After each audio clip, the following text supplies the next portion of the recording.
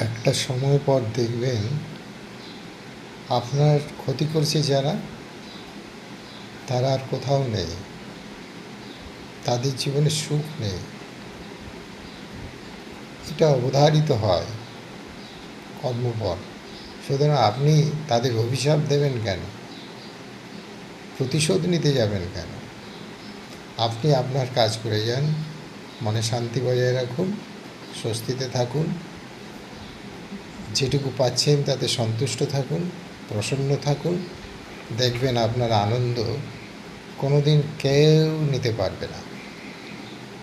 যারা আপনার ক্ষতি করেছে তারা হারিয়ে যাবে, কালের গর্ভে হারিয়ে যাবে।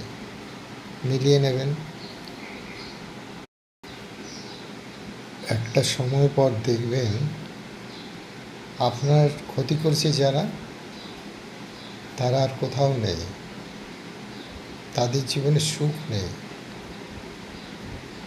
এটা অবধারিত হয় কর্মপর।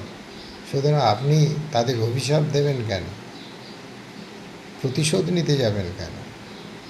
আপনি আপনার কাজ করে যান, মনে শান্তি বজায় রাখুন, স্বস্তিতে থাকুন, যেটুকু পাচ্ছেন তাতে সন্তুষ্ট থাকুন, প্রসন্ন থাকুন। দেখবেন আপনার আনন্দ কোনো দিন কেউ নিতে পারবে না।